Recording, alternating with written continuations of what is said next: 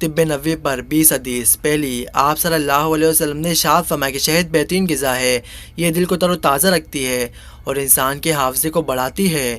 آپ صلی اللہ علیہ وسلم نے ارشاد فرمایا کہ سحر کو بیدار ہو جاؤ تاکہ آسمانوں کی برکت پالو۔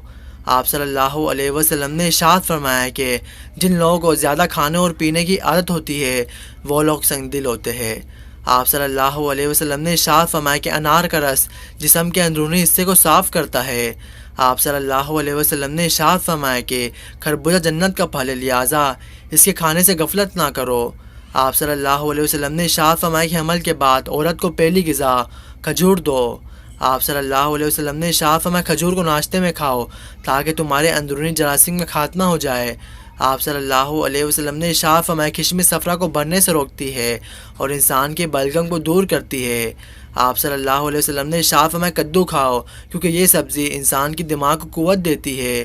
آپ صلی اللہ علیہ وسلم نے ارشاد فرمایا کہ تمہاری غذا میں بہترین غذا روٹی اور پھلوں میں بہترین پھل انگور ہے۔ ہمارے پیارے نبی صلی اللہ علیہ وسلم نے ارشاد فرمایا کہ پینے والی چیزوں کو کھڑے ہو کر ہرگز مت پیو۔ آپ صلی اللہ علیہ وسلم نے ارشاد فرمایا کہ جس حد تک ممکن ہو لہسن کا استعمال کرو کیونکہ یہ لہسن 70 بیماریوں کی دوا ہے۔ آپ صلی اللہ علیہ وسلم نے ارشاد فرمایا کہ مٹی کھانے سے پرہیز کرو اس لیے کہ مٹی کھانا میری امت پر حرام ہے۔ آپ صلی اللہ علیہ وسلم نے ارشاد فرمایا کہ اللہ تعالیٰ نے سوائے موت کے کسی بھی مرض کو بغیر علاج کے پیدا نہیں کیا۔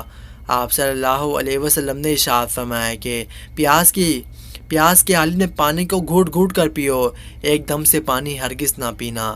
آپ صلی اللہ علیہ وسلم نے ارشاد فرمایا روٹی کو چھری سے مت کاٹو، جس طرح اللہ نے رزق کو اس طرح دی ہے، عزت دی ہے، اسی طرح اس کا بھی احترام ہے۔ آپ صلی اللہ علیہ وسلم نے ارشاد فرمایا کہ انجیر نقرس اور بواسیر کے مریضوں کے لیے مفید ہے۔ ہمارے پیارے نبی صلی اللہ علیہ وسلم نے ارشاد فرمایا کہ نئے پھلوں میں بہت زیادہ فوائد ہوتے ہیں، نئے پھل کھانے سے انسان کا جسم تندرست ہو جاتا ہے۔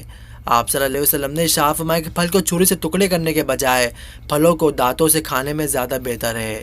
آپ صلی اللہ علیہ وسلم نے ارشاد فرمایا کہ گرم کھانے میں برکت کم ہوتی ہے، اس کے برعکس ٹھنڈے کھانے میں برکت زیادہ ہوتی ہے۔